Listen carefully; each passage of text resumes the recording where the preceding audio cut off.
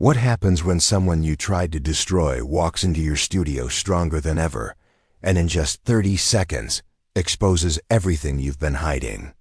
The silence was deafening. Victoria Sterling wasn't supposed to be there. She wasn't on the guest list, wasn't scheduled, and definitely wasn't welcome. But there she stood in the doorway of Studio 6A at Manhattan Broadcasting Network, her presence sending shockwaves through the newsroom that would ripple across the media landscape forever. Before we jump back in, tell us where you're tuning in from, and if this story touches you, make sure you're subscribed, because tomorrow I've saved something extra special for you. The fluorescent lights hummed overhead as the evening news. PREP continued in the sprawling newsroom of Manhattan Broadcasting Network.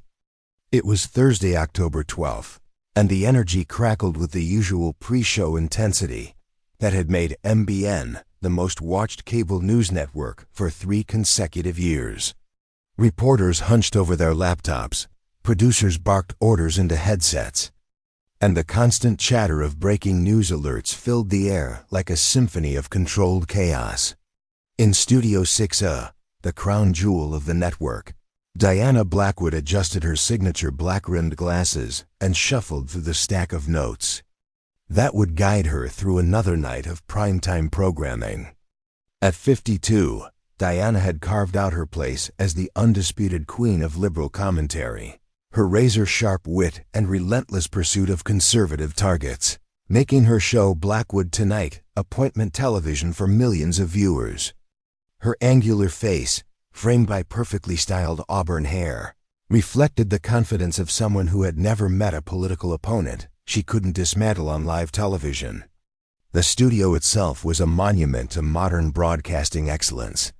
3 massive curved screens formed the backdrop behind Diana's sleek glass desk, while state-of-the-art cameras positioned at strategic angles captured every gesture, every expression, every calculated pause that had made her famous.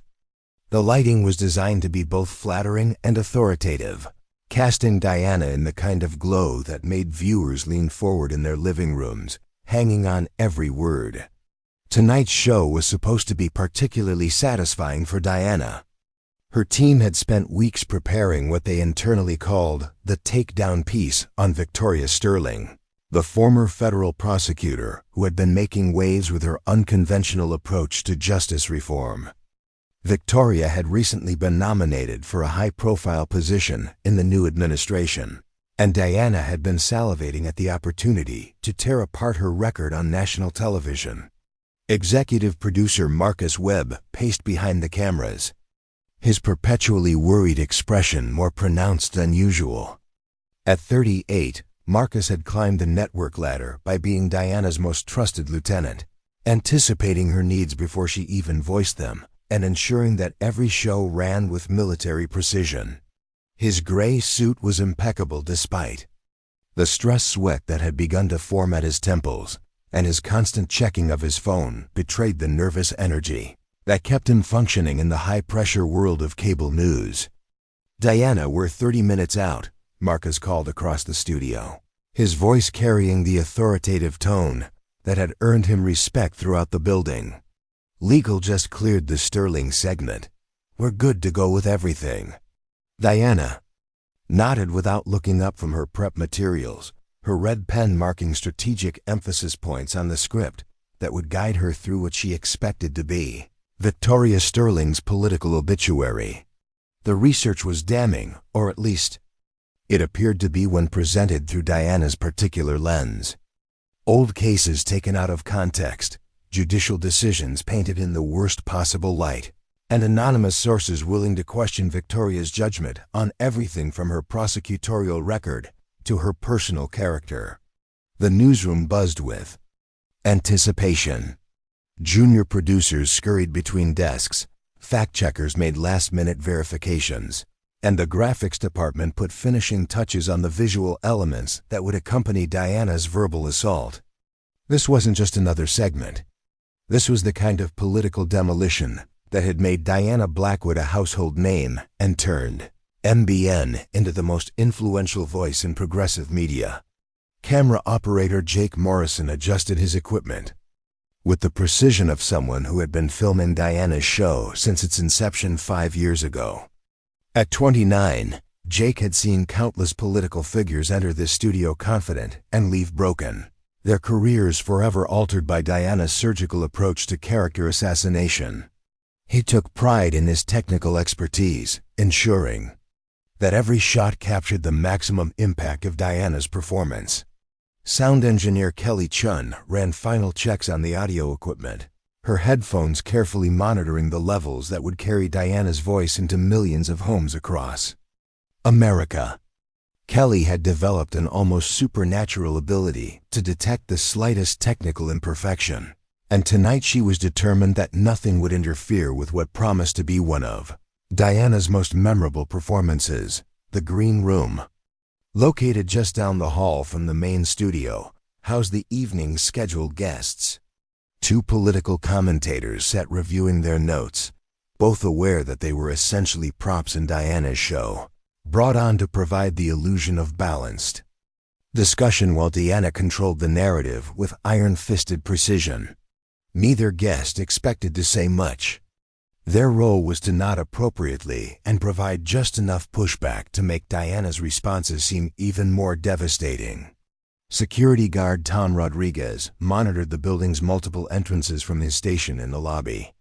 At 45, Tom had worked building security for over a decade, and he prided himself on knowing exactly who belonged in the building and who didn't.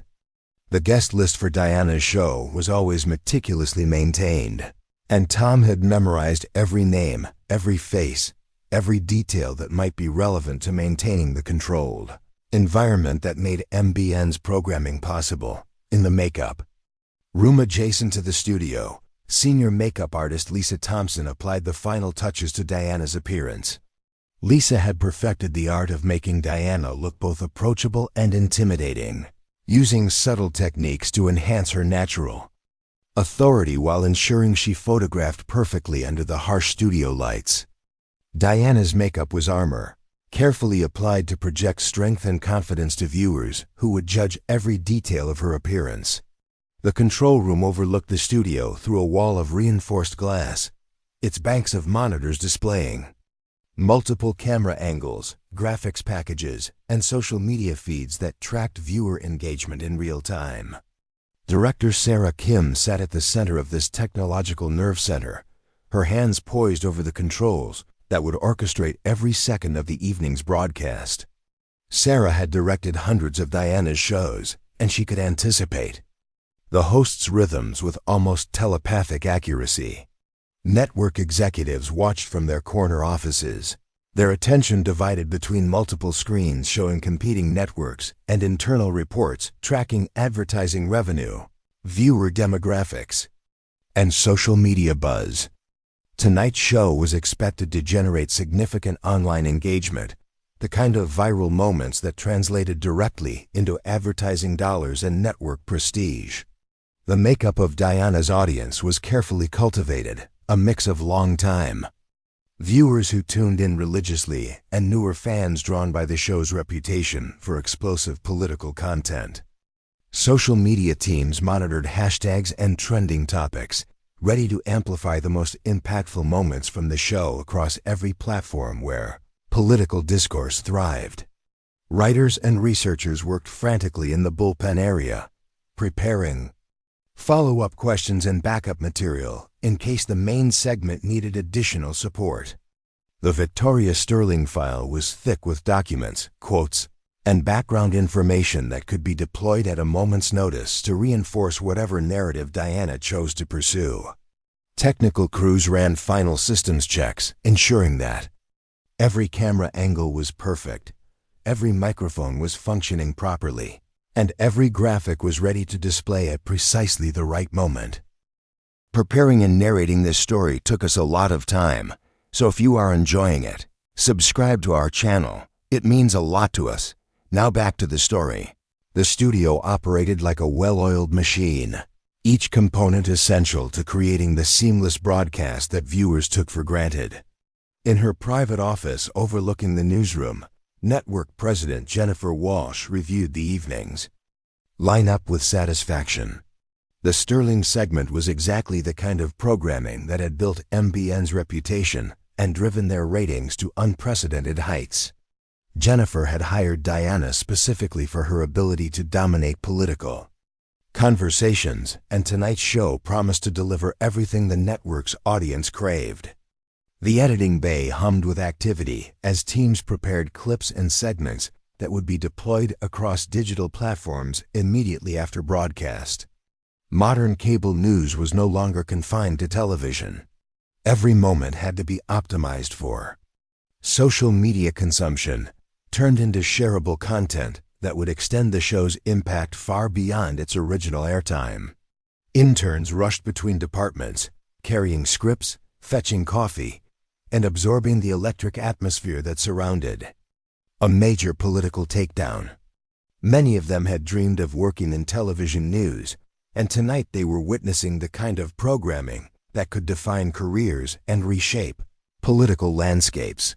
The building's security protocols were standard but thorough. Every entrance was monitored, every visitor was logged, and every unauthorized presence was immediately detected and addressed. Tom Rodriguez took these responsibilities seriously, understanding that maintaining the controlled environment was essential to the network's operation and reputation. As the clock approached 7 p.m., the energy in Studio 6A reached its crescendo. Diana settled into her chair behind the anchor desk, her posture perfect, her expression focused with the intensity of a predator preparing to strike. The cameras were live, the lights were hot, and millions of viewers were about to witness what Diana believed would be another flawless demonstration of her journalistic prowess. Marcus Webb took his position behind the cameras, his headset crackling with communications from the control room as final preparations were completed. The countdown had begun, and every person in the studio understood their role in what was about to unfold. This was Diana Blackwood's domain, her stage, her moment to shine. The social media team prepared their fingers for rapid-fire posting, ready to turn Diana's most cutting remarks into viral content that would dominate political discussion for days. Hashtags were pre-planned, clips were pre-selected, and the machinery of modern media manipulation was primed for maximum impact. Research assistants stood by with additional documentation, ready to provide real-time fact-checking and background information that could support Diana's arguments or counter any unexpected developments. The Sterling file was comprehensive, the result of weeks of investigation and preparation designed to anticipate every possible angle of defense. In the control room, monitors displayed competing networks' programming, allowing the team to track their position in the ratings race. That determined everything from advertising rates to industry prestige. Tonight's Sterling segment was expected to drive significant viewership, the kind of appointment television that reminded the industry why Diana Blackwood commanded the highest salary in cable news. The studio audience, carefully selected and positioned for maximum visual impact, settled into their seats with the anticipation of spectators at a gladiatorial contest. They understood their role as witnesses to Diana's performance, their reactions captured by cameras and incorporated into the overall production value that made Blackwood Tonight must-see television. Lighting technicians made final adjustments, ensuring that every shadow fell exactly where it should. Every highlight emphasized the right features, and every visual element supported the psychological impact that Diana's presence was designed to create. The studio was a carefully constructed theater, and Diana was its undisputed star. The teleprompter displayed the opening lines that would launch Diana into her Sterling segment, words crafted to immediately establish the narrative framework that would guide viewers' understanding of everything that followed. Each phrase had been tested and refined, designed to maximize emotional impact while maintaining the veneer of journalistic objectivity that legitimized the network's political advocacy. Sound levels were perfect, graphics were loaded, camera angles were locked, and every technical element was aligned for what promised to be another masterclass in political destruction. Diana Blackwood was at the height of her powers, commanding a media empire that could make or break careers with a single segment. The final countdown echoed through the studio as the red recording light prepared to illuminate, signaling the beginning of another episode of Blackwood Tonight. Diana straightened her shoulders, fixed her gaze on camera one, and prepared to deliver what she expected would be the defining moment of Victoria Sterling's abbreviated political career. But what Diana Blackwood didn't know, what no one in that studio could have anticipated, was that at that very moment, Victoria Sterling was walking through the lobby of the Manhattan Broadcasting Network building, her presence about to transform a planned assassination into something entirely different. The security checkpoint buzzed with its usual evening activity as Tom Rodriguez monitored the steady stream of visitors, delivery personnel, and network employees moving through the building's main entrance. His trained eyes automatically cataloged each face, matching them against the mental database he had developed over years of protecting one of America's most important media institutions. When Victoria Sterling approached his desk, Tom's first instinct was to check his guest list, a routine he had performed thousands of times without incident. The clipboard contained the names of every scheduled visitor, every expected guest, every person who had legitimate business in the building that evening. Victoria Sterling's name was nowhere to be found. At 43, Victoria carried herself with the quiet confidence of someone who had spent years in courtrooms, facing down hostile witnesses and skeptical juries. Her silver hair was pulled back in a simple ponytail, and she wore a navy blue suit that was professional but not ostentatious. There was something in her eyes, a steely determination that suggested she was not someone who could be easily dismissed or turned away. "Ma'am, I don't see your name on tonight's guest list," Tom said, his tone polite but firm. He had delivered this message countless times to various people who had shown up unannounced, expecting access to the network's facilities. Victoria smiled, but it wasn't the nervous or apologetic expression Tom typically saw from people who had made scheduling mistakes. Instead, there was something almost serene about her demeanor, as if she possessed information that made the normal rules irrelevant. "I understand," Victoria replied, her voice carrying the measured cadence of someone accustomed to choosing words carefully. "I'm not scheduled to be here, but I think Ms. Blackwood and your viewers deserve to hear what I have to say tonight." Tom shifted uncomfortably in his chair. In his decade of security work, he had encountered every type of person imaginable: legitimate guests, confused visitors, aggressive protesters, and occasionally individuals whose mental state raised serious concerns. Victoria Sterling didn't fit any of those categories. She was calm, articulate, and somehow managed to project authority despite having no official reason to be in the building. "Ma'am, without being on the guest list, I can't authorize access to the studio levels," Tom explained, following the protocols that had been drilled into him since his first day on the job. "If you'd like to schedule an appearance, I can direct you to our guest coordination department." Victoria's expression didn't change, but she reached into her briefcase and withdrew a single document. She placed it on Tom's desk with the same careful deliberation that she had once used to present evidence to juries. "This is a federal subpoena," she said quietly.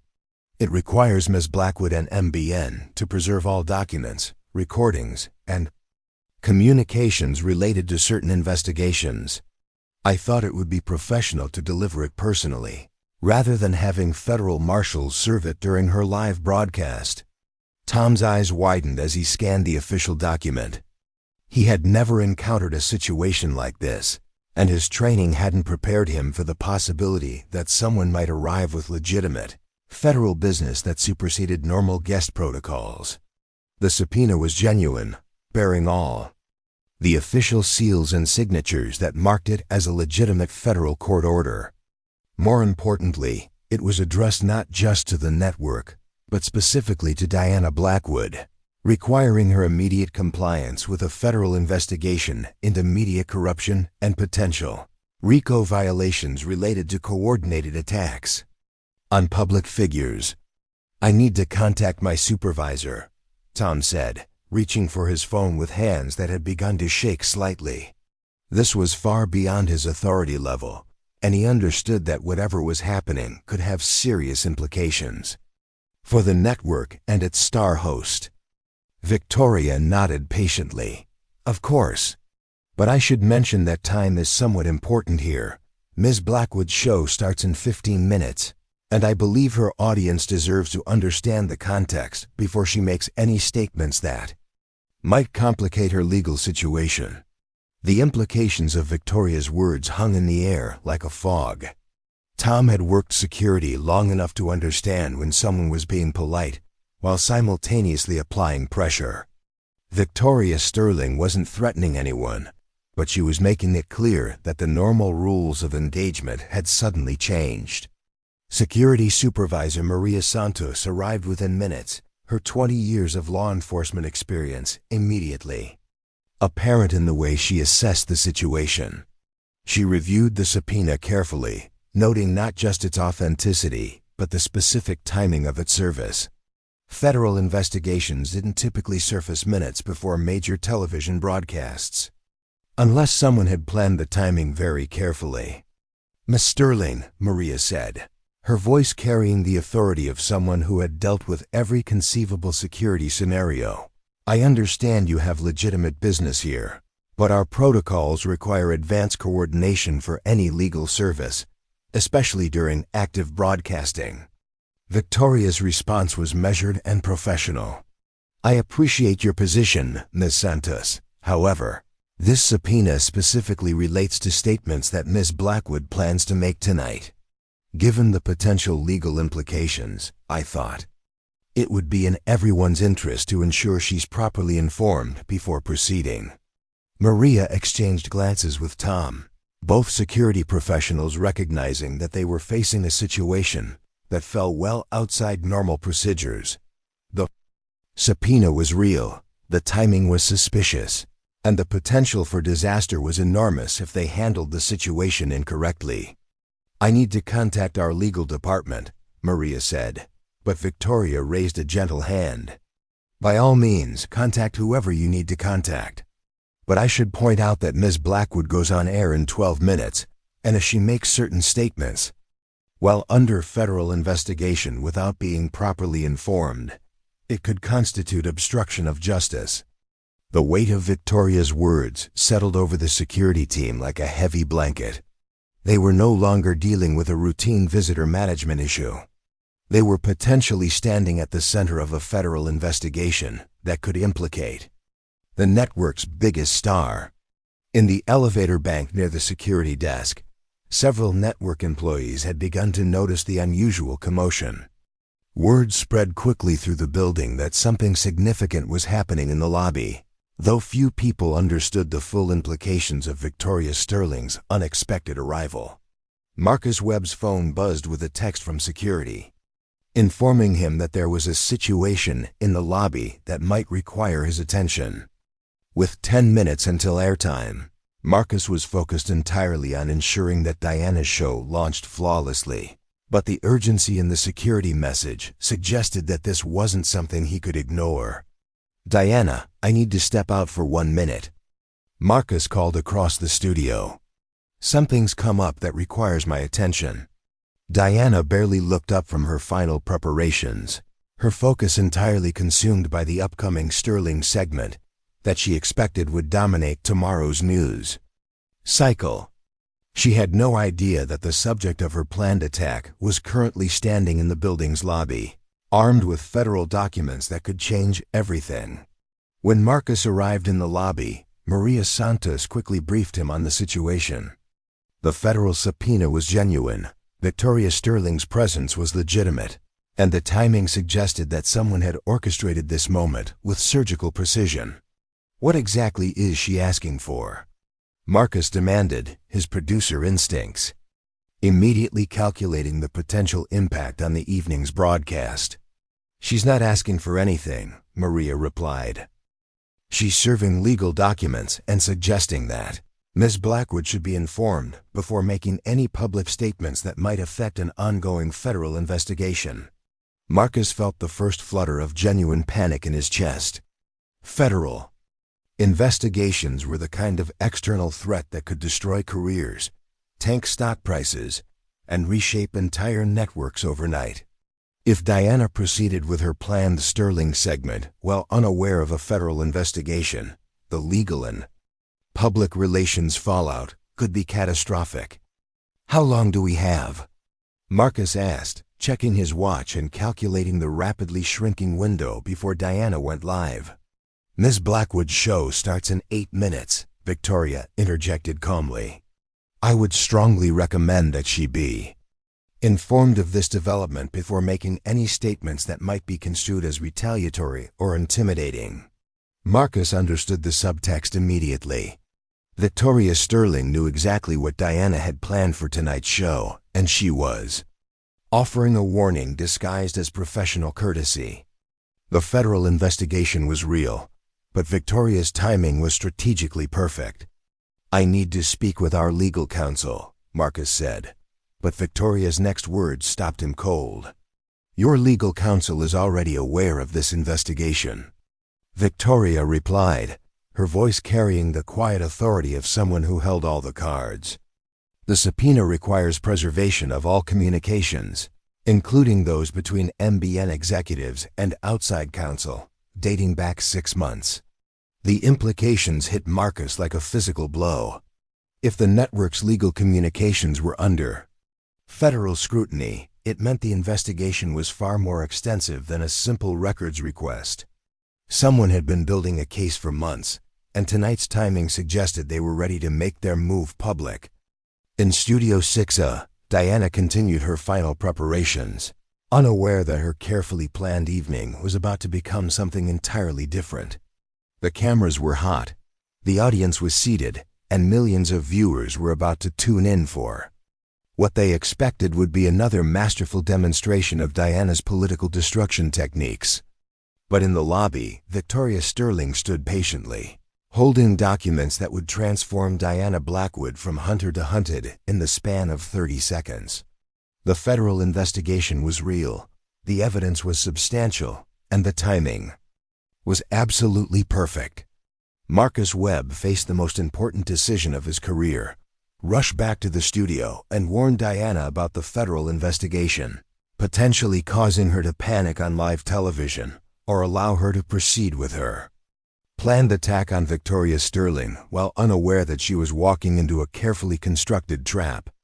The clock on the lobby wall showed 6 minutes until airtime, and Victoria Sterling checked her watch with the casual confidence of someone who knew exactly how the next 30 minutes would unfold.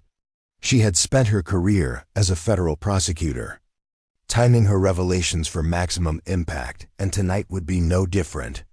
The only question was whether Diana Blackwood would learn about the federal investigation before or after she had committed herself to statements that would make her legal situation infinitely worse. Victoria had offered the courtesy of advance warning, but she was perfectly prepared to let Diana discover the truth on live television, if that's how the network chose to handle the situation. Marcus Webb's phone buzzed again, this time with a text from the control room. 2 minutes to air. Where are you?" The moment of decision had arrived, and whatever Marcus chose to do next would determine whether Diana Blackwood walked into the trap that Victoria Sterling had so carefully prepared. Marcus Webb's decision came down to a simple calculation: 5 minutes until Diana went live, and a federal investigation that could destroy everything they had built. He grabbed his phone and dialed Diana's direct line in the studio, knowing that interrupting her final preparations was career suicide, but understanding that not warning her could be literal suicide for the entire network. "Marcus, what the hell?" Diana's voice crackled through the phone, irritation clear even through the static. "I'm about to go live. Diana, we have a situation. Victoria Sterling is in the building. She's serving federal subpoenas related to an investigation into the network and specifically into you. The silence on the other end of the line stretched for what felt like hours, but was probably only seconds. When Diana finally spoke, her voice had dropped to the ice-cold tone that her enemies knew meant someone was about to be destroyed. What kind of investigation? RICO violations, media corruption, coordinated attacks on public figures. Diana, this is serious. She's got federal documents, and she's suggesting that anything you say tonight could be used against you. Marcus could hear Diana's breathing change through the phone. The sharp intake that meant her mind was racing through possibilities and calculating responses. In the background, he could hear the studio crew making final adjustments, completely unaware that their star was receiving information that could end her career. How long have they been investigating? According to the subpoena, at least 6 months. They want all communications, all documents, everything related to your show, and specifically your coverage of political figures. Diana's laugh was sharp and bitter, so Sterling orchestrated this whole thing.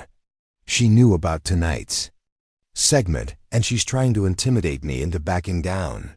Marcus felt a chill run down his spine at Diana's interpretation. He had been hoping she would recognize the seriousness of the situation and perhaps modify her approach to the evening's broadcast. Instead, she seemed to be doubling down on her original plan. Diana, maybe we should consider postponing the Sterling segment until we understand the legal implications. Absolutely not. Diana's voice was steel. I've been doing this for 20 years, Marcus. I know when someone is trying to silence me, and I know how to respond. If Victoria Sterling thinks she can walk into my building with some federal paperwork and scare me into submission, she's about to learn why that's a mistake. The line went dead, leaving Marcus staring at his phone in horror. He had delivered the warning, but Diana had chosen to interpret it as a challenge rather than a caution. In 3 minutes, she would go on live television, potentially walking directly into a trap that Victoria Sterling had spent months preparing. In the lobby, Victoria Sterling checked her watch again and smiled slightly. She had given the network every opportunity to handle this situation professionally, but she understood human nature well enough to predict how Diana Blackwood would respond to pressure. Some people retreated when confronted with legal jeopardy. Others attacked harder. Victoria had built her entire strategy around Diana's personality profile. Ms. Sterling, Maria Santos approached cautiously. Mr. Webb has informed Ms. Blackwood about the situation. Is there anything else you need from us? Victoria shook her head politely. I fulfilled my obligation to provide notice. What happens next is entirely up to Ms. Blackwood and your network. The casualness of Victoria's response was almost more unsettling than direct threats would have been. She wasn't demanding anything, wasn't making ultimatums, wasn't even requesting access to the studio. She was simply standing in the lobby like a patient predator, waiting for her prey to make the mistake she had anticipated. Tom Rodriguez watched the exchange with growing unease. In his years of security work, he had developed an instinct for recognizing when situations were about to escalate beyond anyone's control. The calm before the storm always felt exactly like this, quiet, professional, and charged with an energy that made his skin crawl. Back in Studio 6A, Diana Blackwood settled into her anchor chair with the focused intensity of a fighter entering the ring. The federal investigation didn't scare her. It energized her. Someone was trying to use the legal system to silence her voice, and that was exactly the kind of corruption she had built her career exposing. 30 seconds to air, director Sarah Kim announced through the studio speakers, her voice cutting through the tension that had begun to permeate the production team. Camera operators adjusted their positions, sound engineers made final level checks, and the entire machinery of live television prepared to capture what everyone sensed would be a historic broadcast. Diana looked directly into camera one, her expression composed but her eyes burning with the fire that had made her famous. She had faced down politicians, corporate executives, and government officials who thought they could intimidate her into silence. Tonight would be no different. Good evening, I'm Diana Blackwood, and welcome to another edition of Blackwood Tonight. Her voice carried the authority and confidence that millions of viewers had come to expect. Tonight we're going to talk about corruption, about accountability, and about what happens when people in power think they can escape justice. In the control room, Sarah Kim felt her stomach drop. Diana was going off script, abandoning the carefully planned opening that had been rehearsed and approved. The teleprompter still displayed the original introduction, but Diana was speaking from her own thoughts, and that was always dangerous during live television. Before we begin tonight's program, I want to address something that just happened.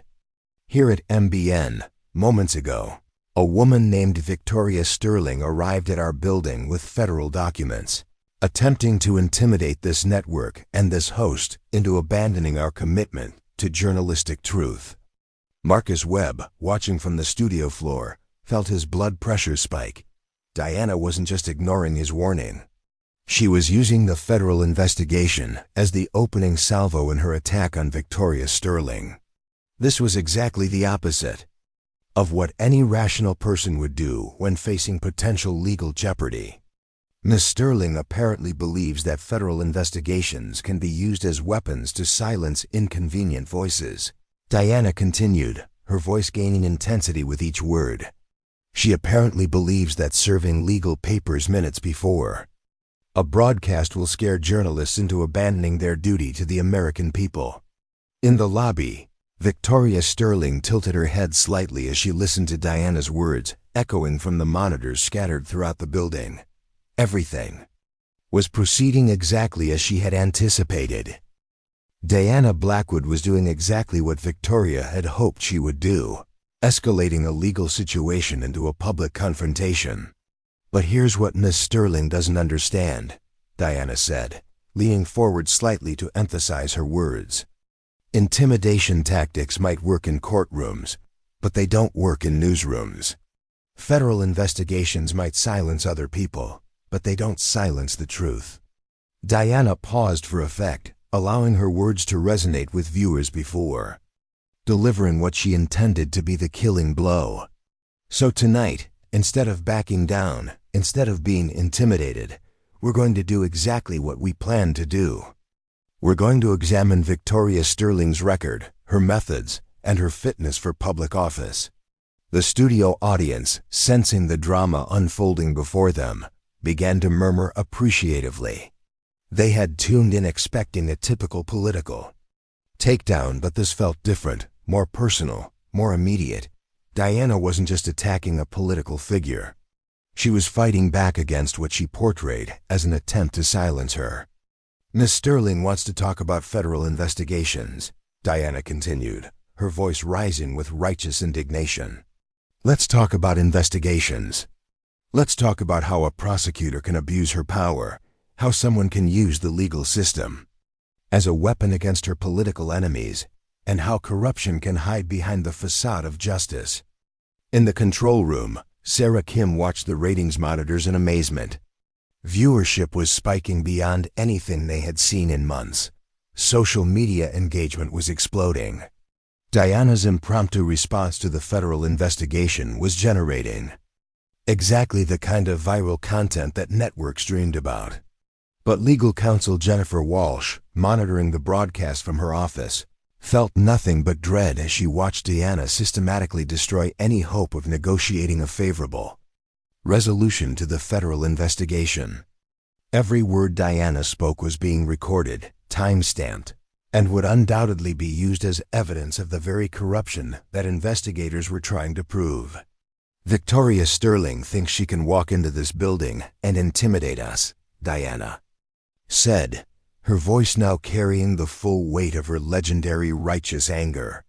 She thinks she can use federal power to silence journalism.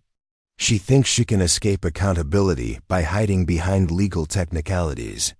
Diana stood up from her anchor desk, a theatrical gesture that she rarely employed, but that always had maximum impact when she chose to use it.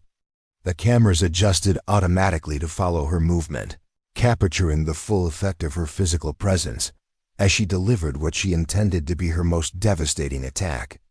"But I have news for Victoria Sterling," Diana said, pointing directly at camera one as if she were addressing Victoria personally.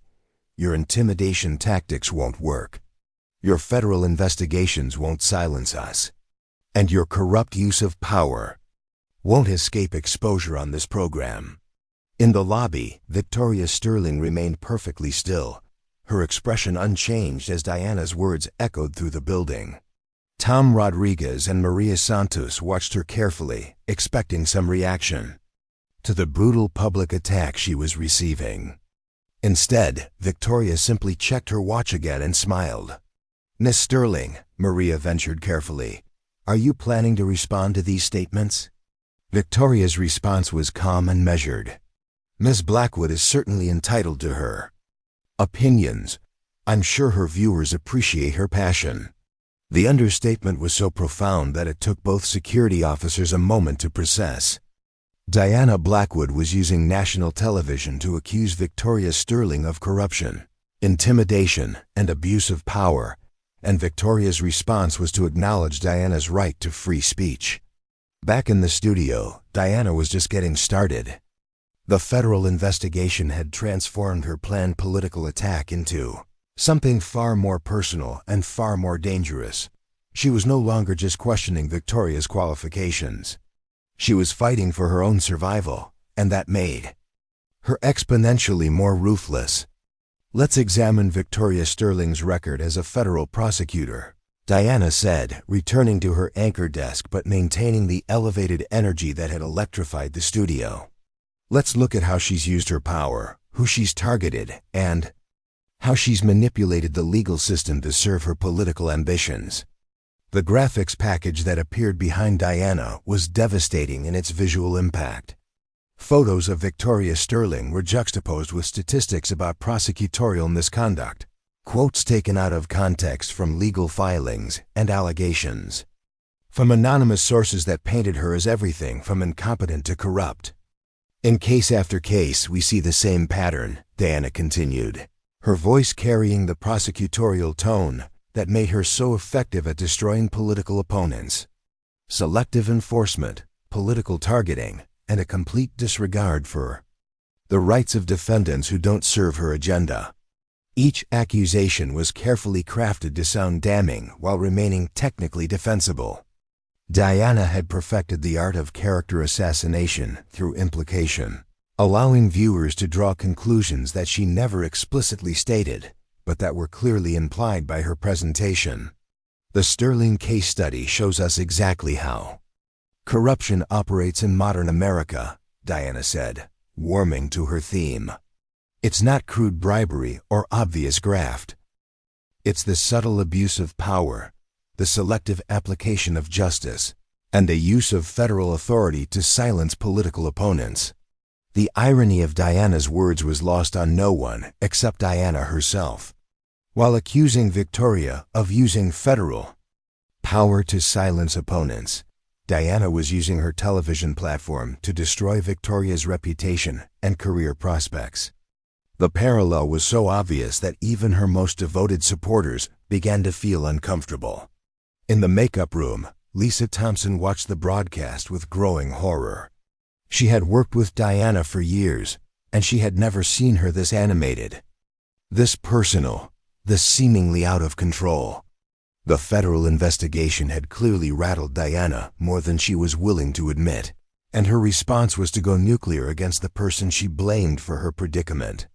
"This is what intimidation looks like in practice," Diana continued, her voice rising to a crescendo. "Victoria Sterling walks into this building with federal paperwork, thinking she can silence inconvenient journalism. She threatens legal action against anyone who questions her record. She uses the power of federal investigation to chill free speech." Diana paused, allowing her words to sink in before delivering what she clearly intended to be the knockout punch. But here's what Victoria Sterling didn't count on. She didn't count on journalists who refused to be intimidated.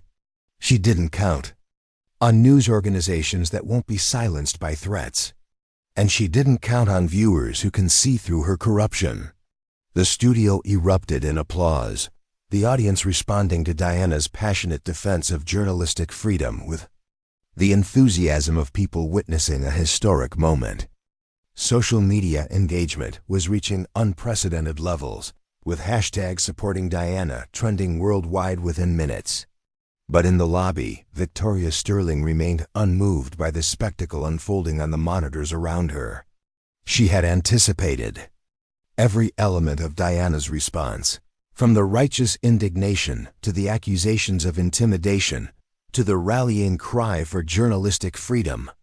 Everything was proceeding exactly according to plan. "Miss Sterling," Tom Rodriguez said quietly, "I have to ask, did you know this was going to happen? Did you plan for Ms. Blackwood to respond this way?" Victoria's smile was enigmatic. "Mr. Rodriguez, I've been a federal prosecutor for 20 years.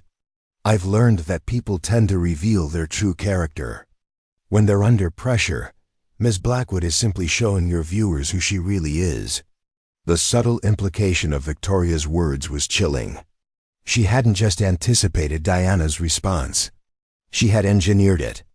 The timing of the subpoena service, the suggestion that Diana should be informed before making public statements, even the casual mention of obstruction of justice, all of it had been calculated to provoke exactly the kind of response that Diana was now providing on live television.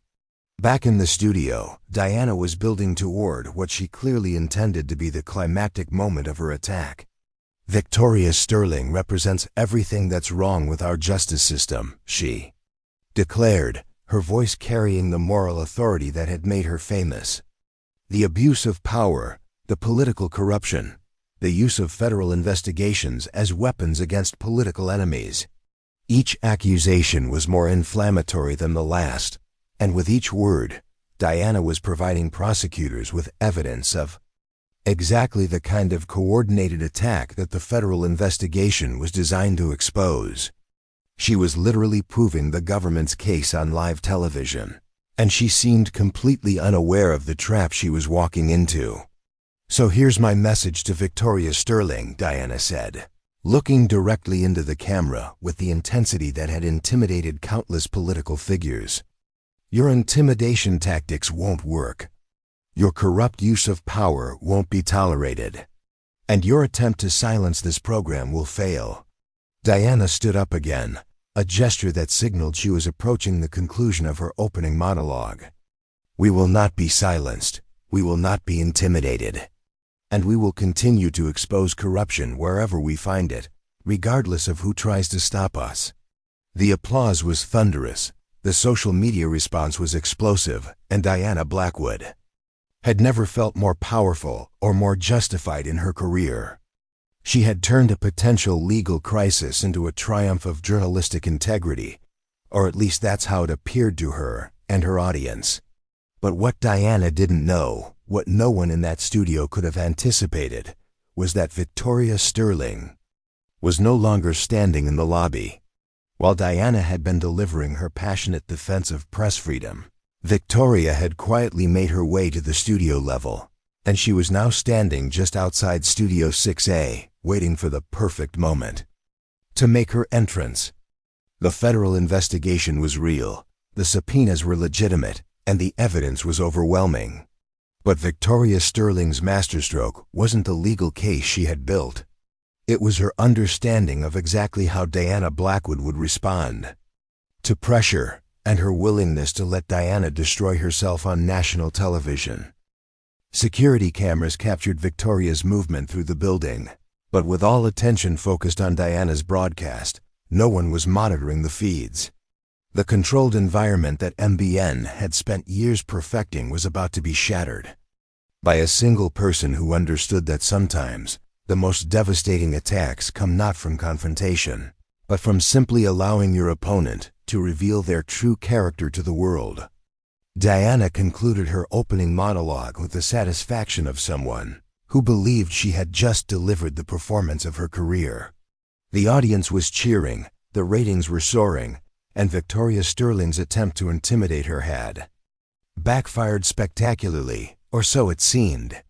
Because at that exact moment, as Diana prepared to transition to her first commercial break, the studio doors opened, and Victoria Sterling walked calmly into the room, carrying a briefcase and wearing the expression of someone who had been expecting this moment for months.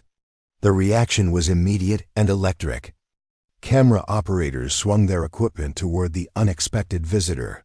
The studio audience gasped in unison, and Diana Blackwood found herself face to face with the woman she had just spent 15 minutes systematically destroying on national television.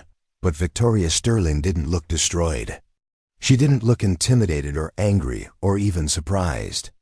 She looked like someone who had been waiting patiently for Diana to finish digging her own grave, and who was now ready to show the world what had really been happening. "Miss Blackwood," Victoria said, her voice carrying clearly through the studio, despite the chaos erupting around her. "Thank you for that introduction. I think your viewers deserve to hear the rest of the story." And with those words, the trap that Victoria Sterling had spent months preparing snapped shut around Diana Blackwood.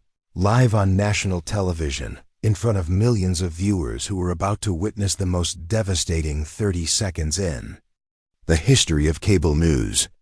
The silence that followed Victoria Sterling's entrance was so complete that the hum of the studio's air conditioning became the loudest sound in the room.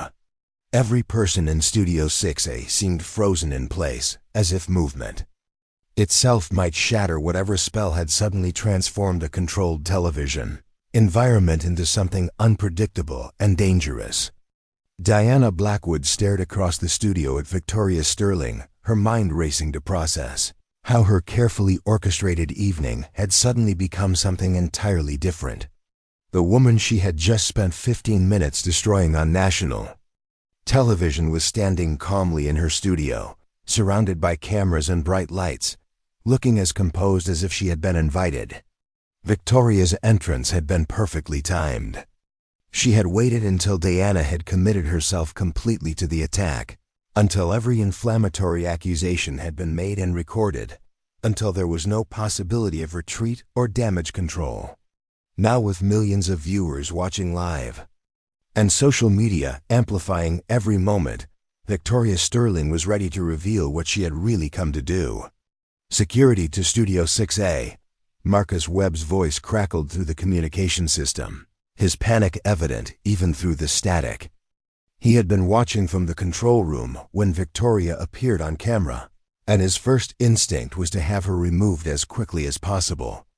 But Victoria raised her hand slightly, a gesture so subtle that only the most observant viewers would notice it, and somehow that simple movement commanded attention more effectively than shouting would have. "Mr. Webb, I think your viewers would be interested in what I have to say before your security team arrives." Diana found her voice, though it carried a tremor that she couldn't quite suppress. "This is a private studio during a live broadcast. You have no right to be here." Victoria's smile was patient, almost maternal. "Ms. Blackwood, I have every right to be here. In fact, I have a legal obligation to be here." She opened her briefcase with deliberate precision, withdrawing not just the federal subpoena that Marcus had mentioned, but a thick folder of documents that she held like a prosecutor presenting evidence to a jury. "You see, for the past 15 minutes, you've been making statements about me on national television. Statements about my character, my integrity, my fitness for public office." Victoria's voice carried the measured cadence of someone who had spent years in courtrooms, someone who understood the power of timing and the importance of letting evidence speak for itself. Diana's journalist instincts kicked in, even as her survival instincts screamed warnings. "Those statements were based on your public record, your documented cases, your own actions as a prosecutor. Were they?" Victoria asked, and the simplicity of the question somehow made it more devastating than any complex accusation could have been. "Because I have here documentation that suggests otherwise." The first document Victoria withdrew from her folder was a recording transcript, and she held it up so that the cameras could capture its official seals and federal letterhead. "This is a transcript of a phone conversation between you and David Morrison, your senior researcher, from 3 weeks ago." Diana felt the first flutter of genuine panic in her chest. David Morrison was one of her most trusted team members, someone who helped prepare the background research that made her political takedowns so effective. The idea that their private conversations had been recorded was terrifying enough, but the implications of those recordings being in federal hands was catastrophic. "In this conversation," Victoria continued, her voice remaining calm and professional, "you and Mr. Morrison discussed strategies for manufacturing controversy around my nomination. You specifically discussed taking quotes out of context, using anonymous sources to create false narratives, and coordinating with other media outlets to amplify negative coverage." The blood drained from Diana's face as she realized what Victoria was revealing. This wasn't just about the federal investigation she had learned about an hour ago. This was evidence of a coordinated campaign to destroy Victoria's reputation using deliberately false information. "That conversation is protected by journalist privilege," Diana said, her voice carrying less conviction than she intended. Victoria's laugh was soft but cutting. "Ms. Blackwood, journalist privilege doesn't protect criminal conspiracy. And when you coordinate with outside organizations to deliberately spread false information about a federal nominee, that moves beyond journalism into the realm of criminal activity." The studio audience, initially confused by the unexpected confrontation, was beginning to understand that they were witnessing something historic. Phones appeared throughout the seating area as viewers started recording their collective focus, shifting from entertainment to documentation of what felt like a career-ending moment. Victoria withdrew a second document from her folder, this one bearing the seal of the Department of Justice. "This is a RICO indictment that was unsealed 30 minutes ago. It names you, Ms. Blackwood, along with 6 other media figures and 3 political organizations, in a conspiracy to use coordinated false reporting to influence federal nominations and elections." Diana's legs seemed to give out slightly, and she gripped the edge of her anchored desk for support.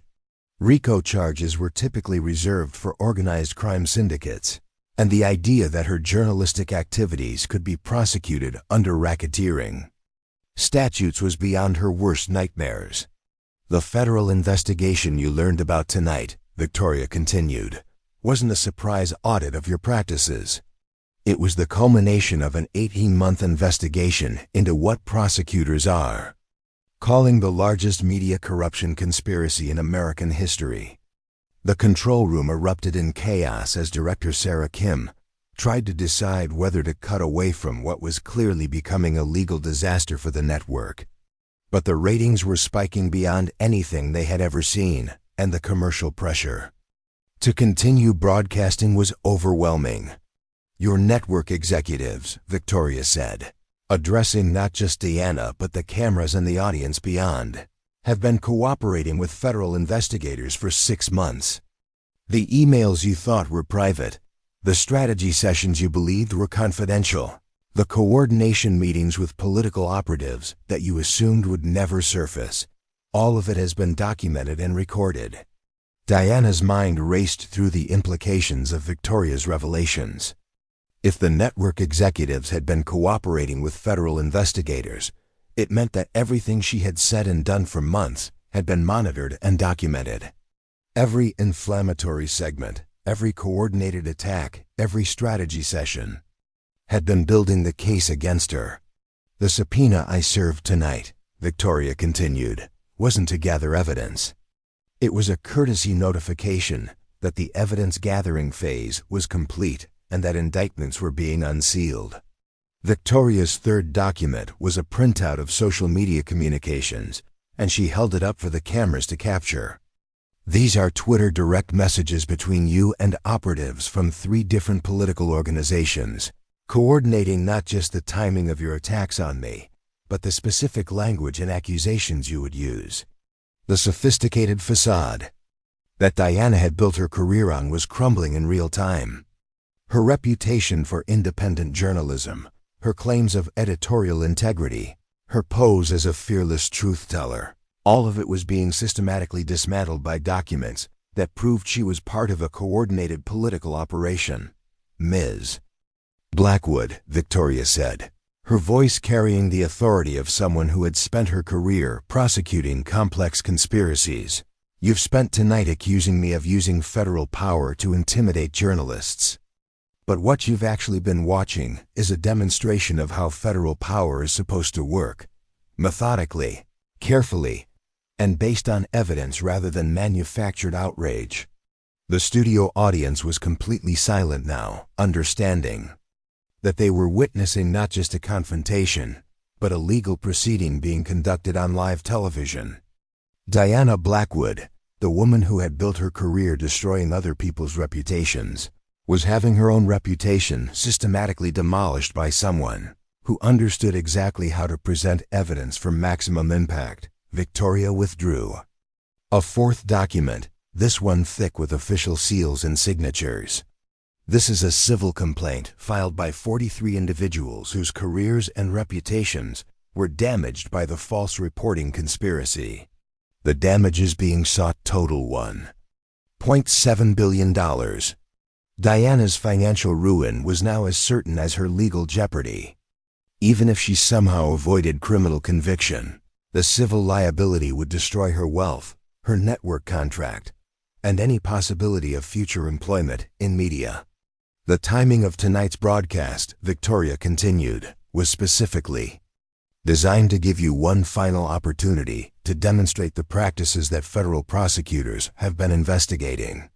Your response to learning about the federal investigation, doubling down on false attacks rather than exercising journalistic responsibility, will serve as Exhibit A in the obstruction of justice charges.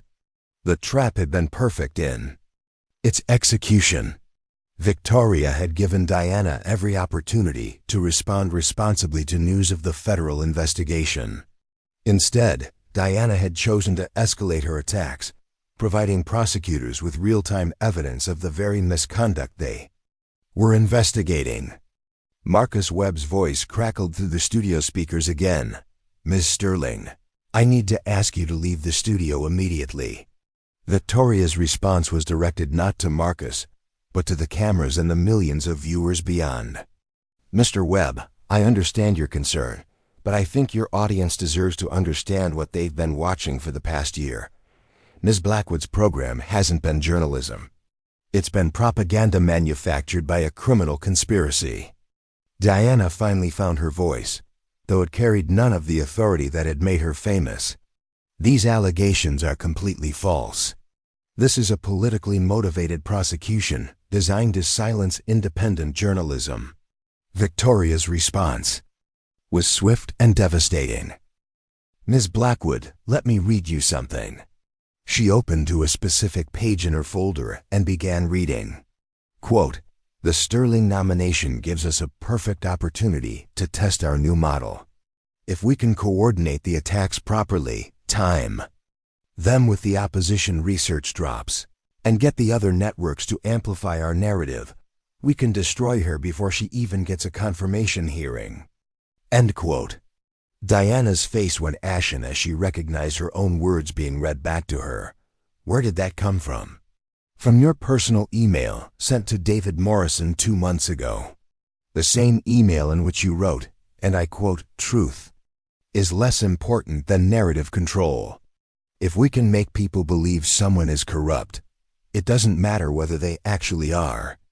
The revelation was devastating, not just because it proved Diana's guilt, but because it destroyed the very foundation of her public persona.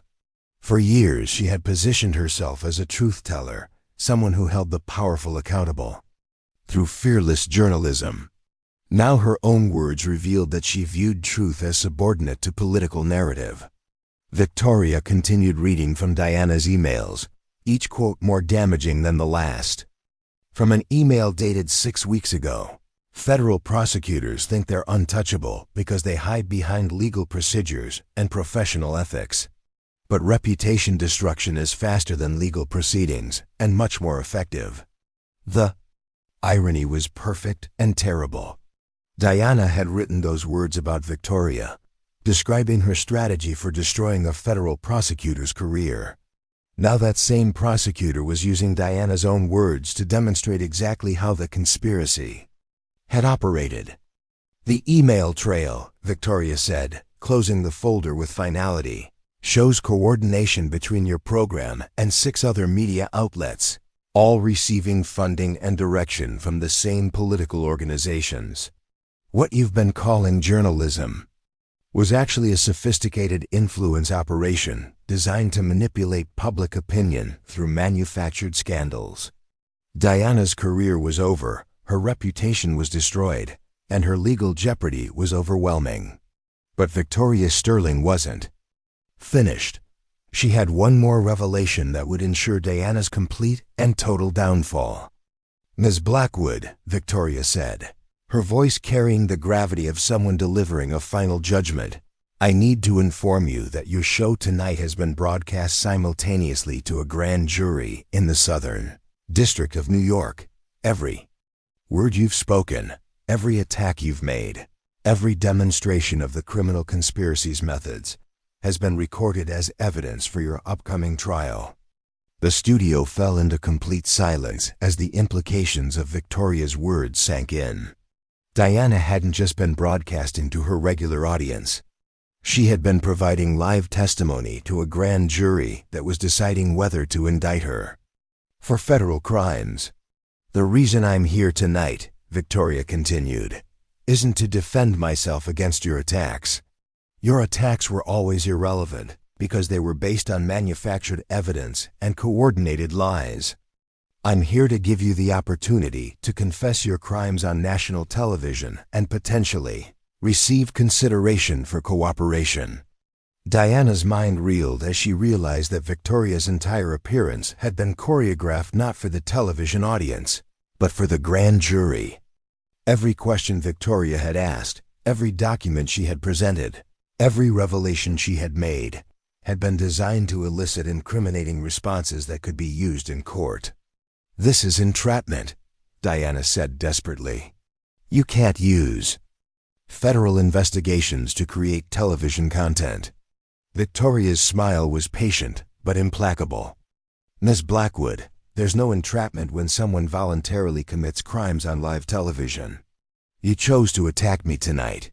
You chose to ignore the warnings about the federal investigation. You chose to demonstrate exactly the criminal behavior that prosecutors have been documenting." The social media explosion was immediate and overwhelming. Clips of Victoria's revelations were spreading across every platform. Hashtags were trending worldwide, and news organizations around the globe were scrambling to cover what was being called the most dramatic collapse of a media career in television history. Diana's legal team would later argue that Victoria's appearance was an ambush, that no defendant should have to face prosecution evidence on live television, that the entire proceeding violated her constitutional rights. But those arguments would fail because Diana had been warned about the federal investigation and had chosen to proceed with attacks she knew were false. "The grand jury," Victoria said, preparing to deliver her final blow, "will now retire to consider whether your performance tonight demonstrates the criminal intent necessary for conviction under federal RICO statutes. Based on what I've observed, I believe they'll find your guilt beyond any reasonable doubt." Diana Blackwood, the woman who had built her career destroying others, had just been comprehensively destroyed by someone who understood the legal system far better than she understood journalism.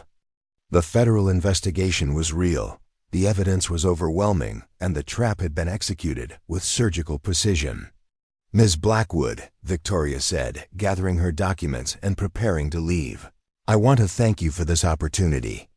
Your performance tonight has provided prosecutors with everything they need to ensure that the criminal conspiracy you've been part of will never again masquerade as journalism." Victoria Sterling turned and walked calmly toward the studio exit, leaving behind a woman whose career, reputation, and freedom had been systematically destroyed in less than 30 minutes. The cameras continued rolling, capturing every moment. of Diana's collapse, broadcasting her humiliation to the millions of viewers who had expected to see her destroy someone else. As Victoria reached the studio door, she turned back one final time. "Oh, and Ms. Blackwood? The federal marshals waiting outside will escort you to your arraignment. You're under arrest for conspiracy, racketeering, and obstruction of justice.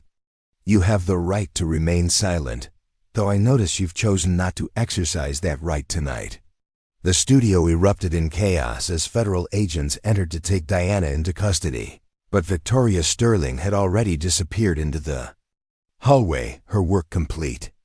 She had spent months building a perfect legal case, and she had used Diana's own arrogance and criminality to provide the final piece of evidence needed for conviction. Diana Blackwood's career was over, her network was facing criminal liability, and the media corruption conspiracy she had helped lead was exposed for the world to see. But most importantly, Victoria Sterling had demonstrated that no one, not even the most powerful voices in media, was above the law when that law was applied with patience, precision, and perfect timing. The next morning, headlines around the world would describe the most dramatic downfall in media history. Diana Blackwood, once the most feared voice in cable news, would be remembered as the woman who destroyed herself on live television while trying to destroy someone else. And Victoria Sterling, the prosecutor who had endured months of false attacks, would be confirmed for her new position with unanimous support from a Senate that had witnessed her complete vindication. Justice, it turned out, was best served not in courtrooms but on live television, where the guilty convicted themselves and the innocent simply had to wait for the truth to emerge. The 30 seconds that ended Diana Blackwood's career would be replayed for years as a masterclass in how arrogance and criminality ultimately destroy themselves when confronted with patience, evidence, and perfect timing. The federal investigation that Diana had dismissed as intimidation was revealed as methodical law enforcement. The subpoenas she had mocked as harassment were shown to be proper legal procedure.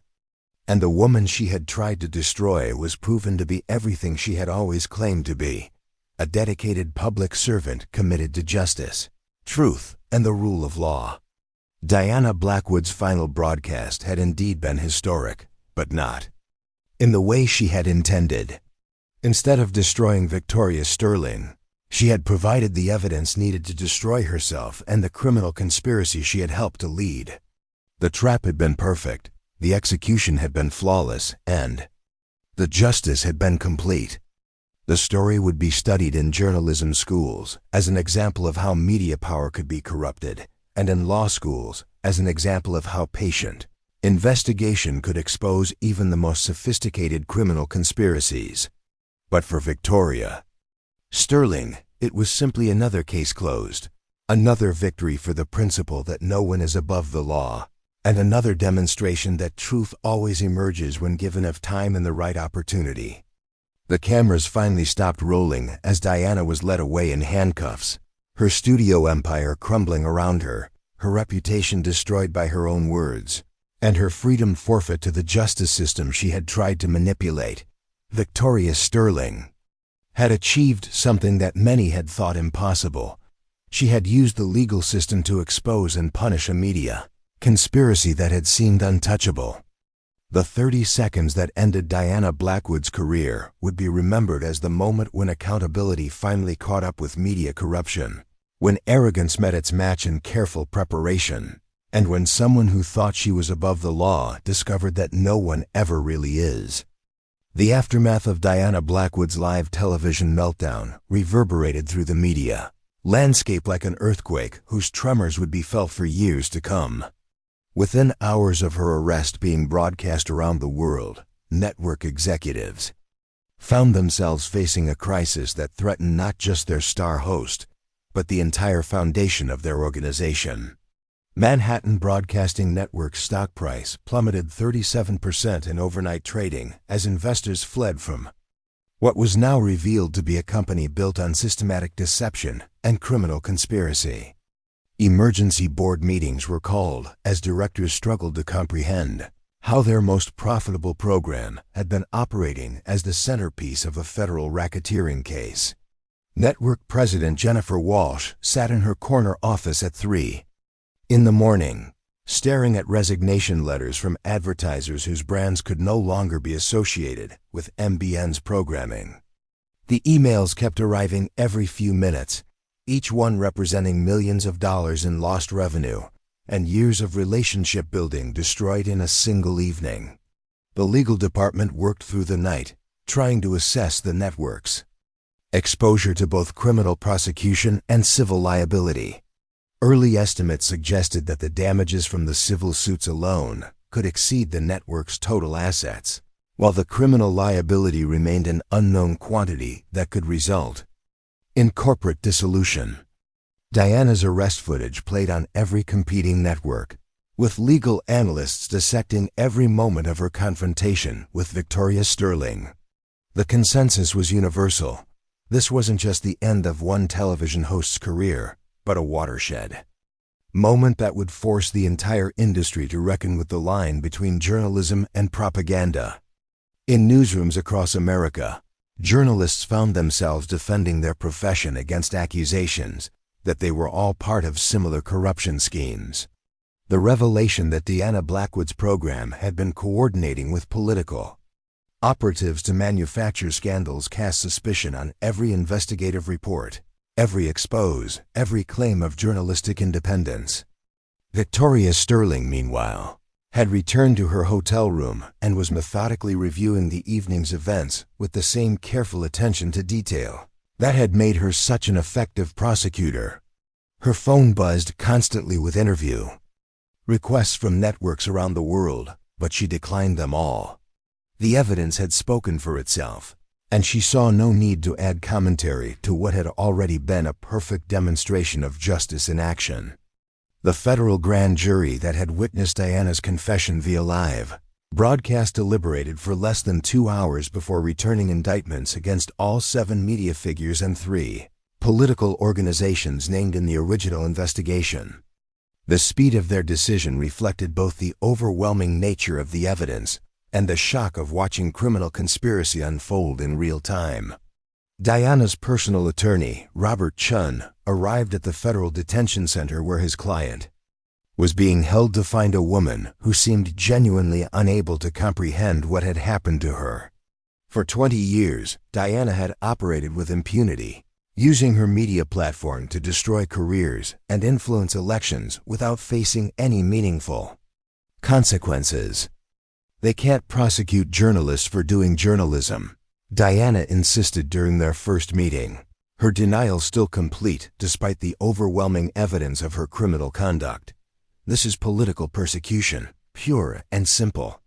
Chun had reviewed the federal evidence package, and he understood that Diana's case was hopeless. The email trails, the recorded conversations, the coordination with political operatives, and most damningly, her live television confession had created an airtight prosecution case that would be impossible to defend. Diana, you need to understand the seriousness of your situation, Chun explained patiently. This isn't about journalism. The federal government has documented evidence of a criminal conspiracy to defraud the public through coordinated false reporting. Your broadcast tonight confirmed every element of their case. But Diana remained convinced that her prosecution was politically motivated, that Victoria Sterling had orchestrated an elaborate revenge scheme, that the federal investigation was simply another form of the political warfare she had been conducting for years. Her inability to distinguish between journalism and criminal conspiracy had been her downfall, and it continued to cloud her judgment even after her arrest. The media industry's response was swift and brutal. Networks that had previously competed with MBN for viewers and advertising dollars now scrambled to distance themselves from any association with Diana's methods. Journalism schools added new ethics courses specifically designed to address the distinction between legitimate investigative reporting and criminal conspiracy. Professional journalism organizations issued statements condemning Diana's actions and emphasizing that coordinated false reporting was not protected by press freedom guarantees. The Society of Professional Journalists announced new guidelines, specifically addressing coordination with political operatives and the use of manufactured evidence in news reporting. Within a week of Diana's arrest, 14 journalists from other networks had been placed on administrative leave while their employers conducted internal investigations into their own practices.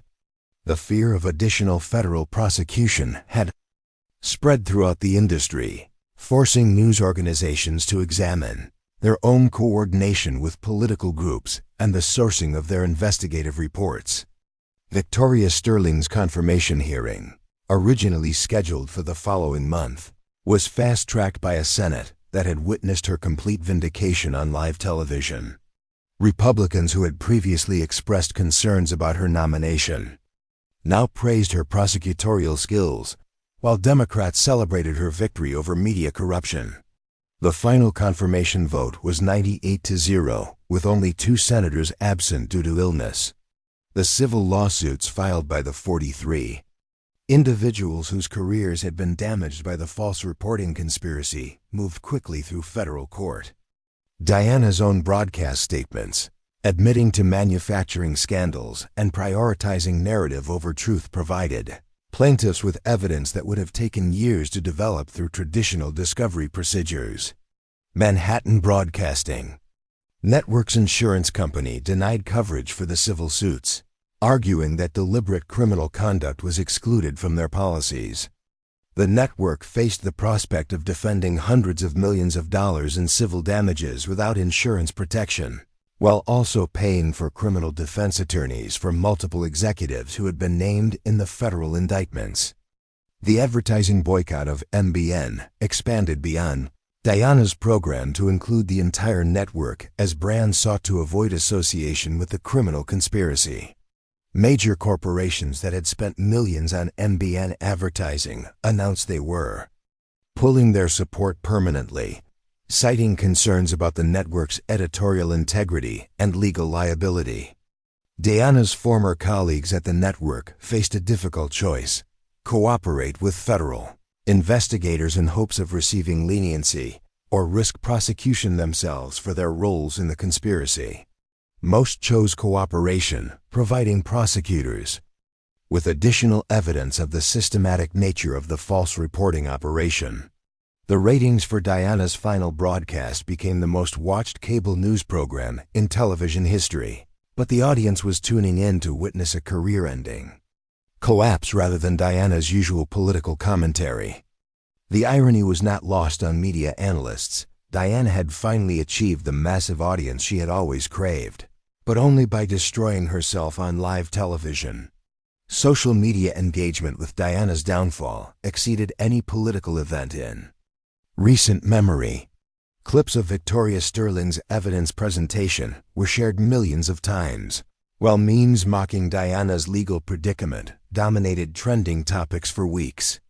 The hashtag Diana downfall became a symbol for accountability in media, while Victoria victory represented the triumph of truth over manufactured outrage. Law schools around the country added Victoria Sterling's prosecution strategy to their curricula as an example of perfect case preparation and timing. Her decision to allow Diana to commit crimes on live television while presenting evidence to a grand jury was studied as a masterclass in using an opponent's arrogance against them. The psychological impact on Diana was severe and immediate. Friends reported that she seemed unable to accept that her career was over, continuing to plan future programs and discussing her return to television as if her arrest had been a temporary setback rather than the end of her professional life. Federal prosecutors offered Diana a plea agreement that would have reduced her potential prison sentence in exchange for cooperation in investigating the broader media corruption network.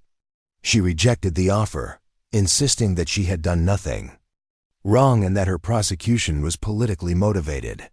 Her refusal to accept responsibility eliminated any possibility of leniency and guaranteed that she would face the full weight of federal sentencing guidelines. The investigation expanded to include other networks and media figures who had participated in similar coordination schemes. Within 6 months of Diana's arrest, federal prosecutors had indicted 17 additional journalists and media executives for their roles in what was now being called the largest media corruption conspiracy in American history. Victoria Sterling's reputation was completely rehabilitated, not just among her political supporters, but among former critics, who now recognized that her prosecutorial methods had been vindicated by results. Legal scholars praised her patience in building the case and her strategic brilliance in allowing Diana to provide the final piece of evidence through her own arrogance. The broader implications for American media were profound and lasting. News organizations implemented new policies requiring disclosure of coordination with political groups, while journalism schools added mandatory courses on the legal and ethical boundaries of investigative reporting. The Federal Communications Commission announced new guidelines for broadcast news that specifically addressed coordinated false reporting. Diana Blackwood's fall from media royalty to federal prisoner became a cautionary tale that was studied in business schools, law schools, and journalism programs around the world. Her story served as a reminder that no one, regardless of their media platform or political connections, was above the law when that law was applied with patience, precision, and perfect timing. The criminal trial that followed would be anticlimactic compared to Diana's live television confession, but it would result in her conviction on all counts and a sentence that would ensure she spent the remainder of her career behind bars rather than behind a news desk. Victoria Sterling's victory was complete, total, and absolutely deserved. Years later, when journalism students studied the collapse of Diana Blackwood's media empire, they would learn that arrogance and criminality, when combined with perfect prosecutorial strategy, create a toxic mixture that inevitably destroys itself. Victoria Sterling had simply provided the platform for Diana to reveal her true character to the world, and the world had judged her accordingly. The 30 seconds that ended Diana Blackwood's career became the 30 seconds that changed American journalism forever, serving as proof that accountability could reach even the most powerful voices when justice was applied with skill, patience, and unwavering commitment to the truth. Up next, you've got 2 more standout stories right on your screen. If this one hit the mark, you won't want to pass these up. Just click and check them out.